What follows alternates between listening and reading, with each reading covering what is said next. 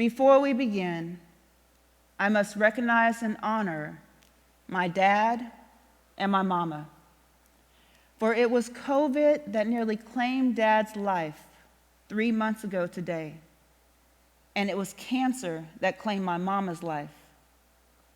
I create and hold this space for the two of you, for your lives, for your love, and for your lessons. I am grateful.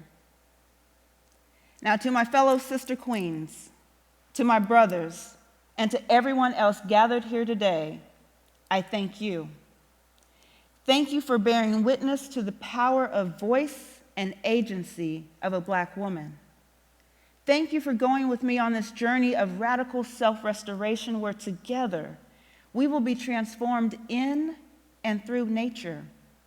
For each of you, I am grateful. Now, some of you may be asking, why self-restoration? Why not self-care? To be honest, the term self-care has been overused, misused, and abused throughout the decades. It's way too often that this concept is associated with things with a price tag: pedicures, manicures, facials, body wraps, things in a bottle, lavish trips. Now, don't get me wrong. I do like these things, but none of which touches what happens when we commune with Mother Earth. Now, what I do like is Audre Lorde. When Audre Lorde said that caring for myself is not self-indulgence, it's self-preservation, and that is an act of political warfare. The Lord was right, but even in her correctness, she doesn't even begin to touch what happens when we take time to spend in and with nature. And you know what? When we slow down long enough to think about that word restoration, there are two little words that sit in it that add more depth and meaning to this conversation: rest, oration, restoration. When I think about rest, it's such a sacred act that we have forgotten to indulge in because we are so busy, connected to this nagging, annoying beep of our phone. We're so busy connected to other people in that way that we forgot to connect to self. But when we slow down and we rest, we plug into our minds, our bodies, and our spirit. And when I think about oration, I get so excited because I think about storytelling, something that runs so deep in our cultural DNA that I can still feel those days when we would gather underneath large trees, listen to the wisdom of our elders, and just plant our feet and our bottoms in Mother Earth's green carpet, surrounded by her beautiful blue body of blessed assurance, all the while feeling the energy of the sun.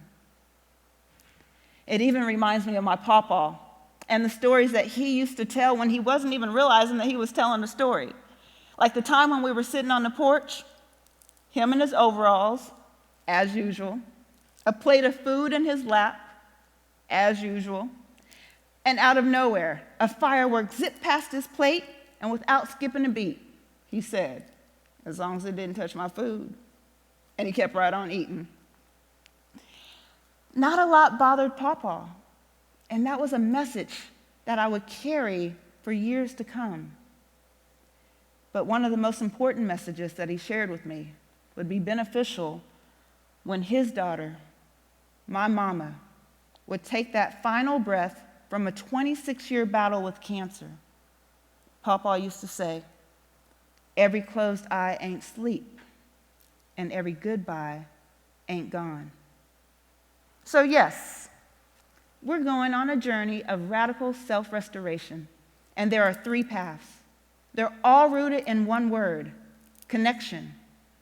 Connection to self, connection to others, connection to nature. Let's begin. Bell Hooks, Black feminist, scholar, and activist, once said, "When we love the earth, we more fully love ourselves. To honor this call to action, I present to you 2 suggestions on path 1 of radical self-restoration: to laugh and love. In the space of laugh and love, the goal is simple. Give yourself the gift of time. Shed your titles, say no to the demands of the world until you say yes to the demands of self. Return to a time when life was simple, when you can run and play outside, you can kick your feet up in the swings, you can watch 2 squirrels climb up a tree and chase one another, or simply watch a butterfly flap her wings. Maybe you would walk, maybe you would sit, maybe you would just journal your thoughts. But whatever it is, return to a time when life was simple. Now, these aren't just merely suggestions that I offer to you. This is what I live.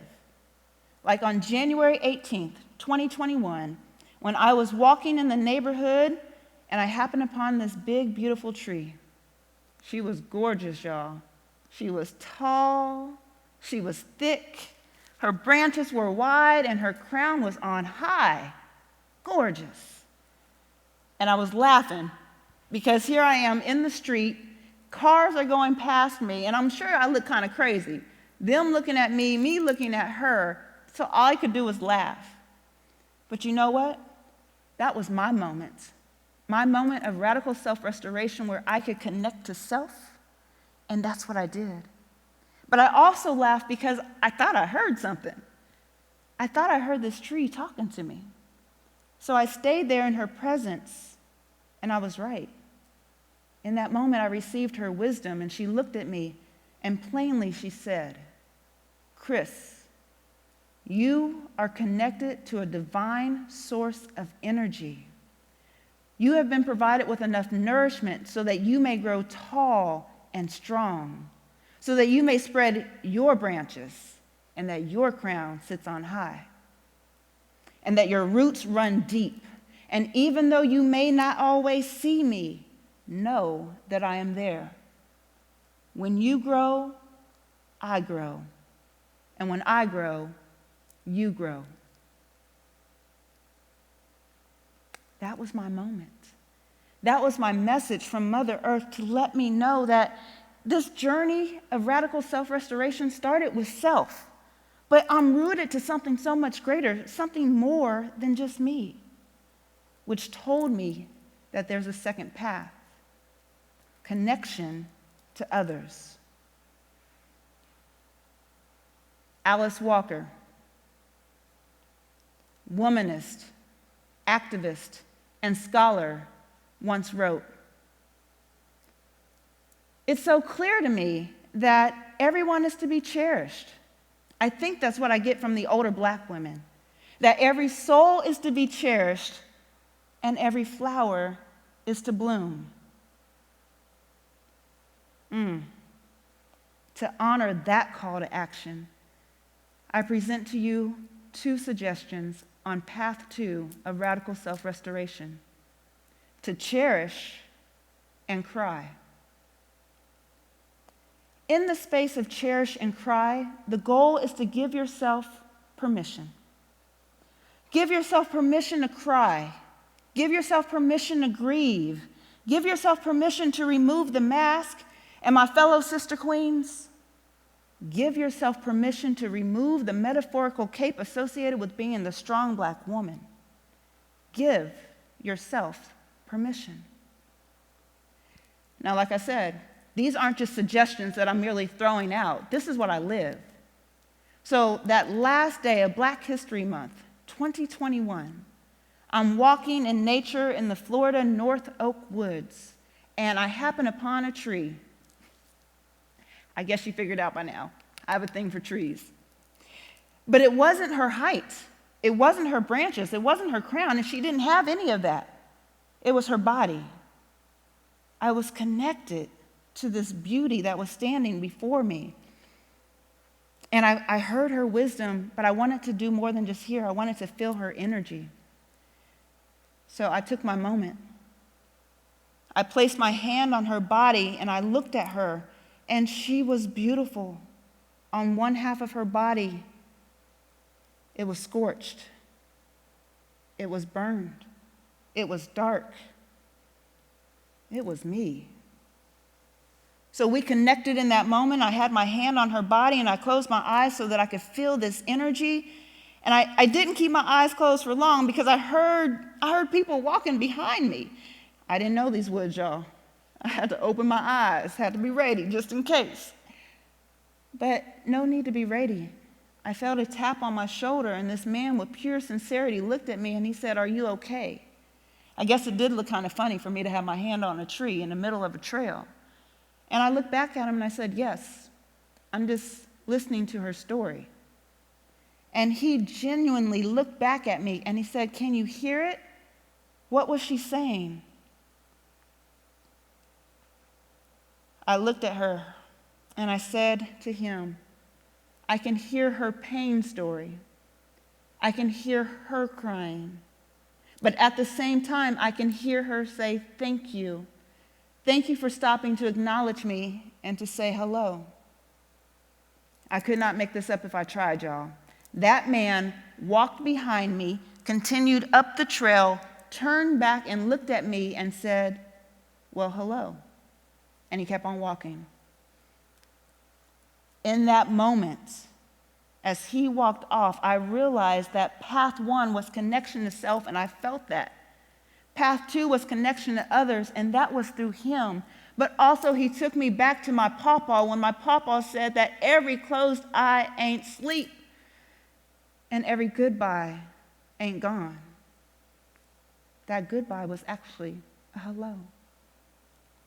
The other thing that moment did was assured me that we are on path 3.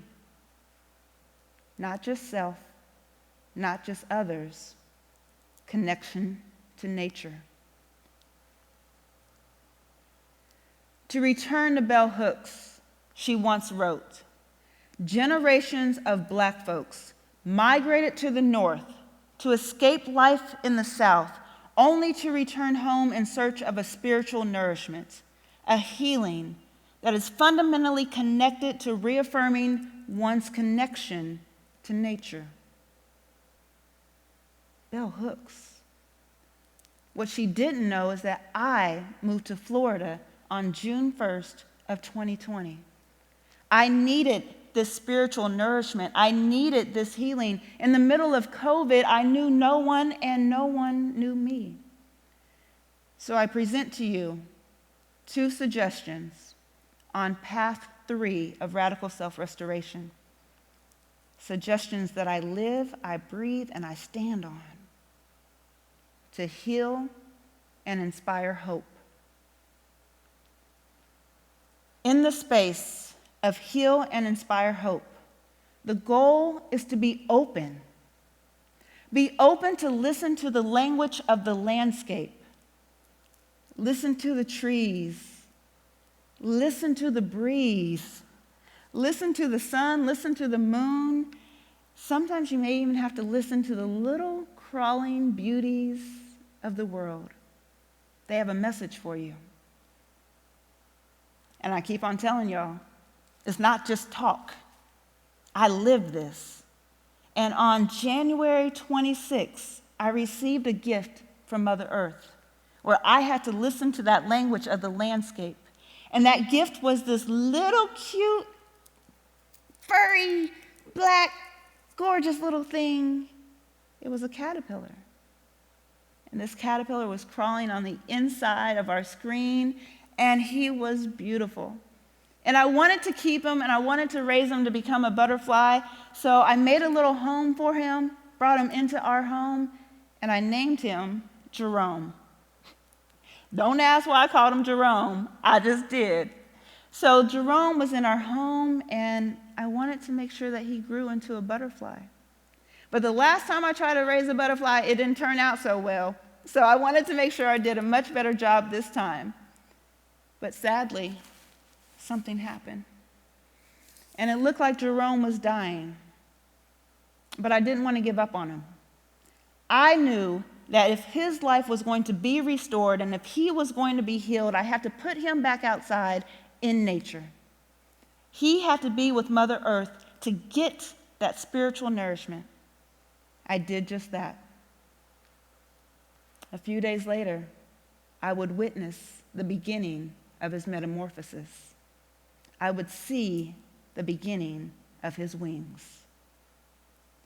By listening to the language of the landscape, I was reminded that even though it felt like I was dying in a space where no one knew me, I was undergoing my own metamorphosis.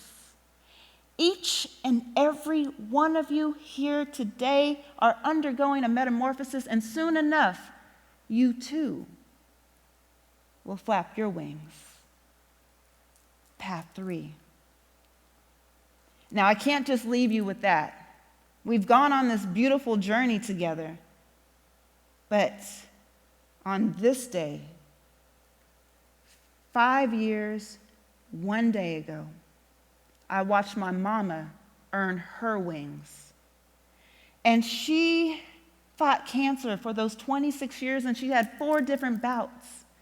And one of those final bouts, I had to ask her some questions because I didn't know how much time I was going to have with her. What she said to me is what I want to leave with you. I asked her, I said, Mama, what was it that you wanted to do or be all those years ago? And she laughed and she said, Chris, I wanted to be a secretary. Okay. She said, no, wait a minute. I was already a secretary. Then she thought a little bit longer and she said, I got it. I wanted to be on a construction site wearing a hard hat and telling men what to do. I was like, okay, Mama. She said, no, wait a minute. I've already done that too. So she thought about it. A day passes. She gets back with me and she says, Chris, I know what I wanted. I know what I've always wanted. She said, all I've ever wanted was H and H. Me being funny, I said, Mama, all you ever wanted was a hard hat? I could have bought you a hard hat. You already had one. And she was serious, y'all. She said, no. All I ever wanted was health and happiness. So as I prepare to leave you, my fellow sister queens, my brothers, and everyone else gathered here today, we went on a journey of radical self-restoration where we connected to self and laughed and loved. We connected to others and we cried and we cherished. We connected to nature where we could heal and inspire hope. But in all of that, I leave you the call to action from Mama. Engage in the space where you can pursue health and happiness. I thank you. Ashe.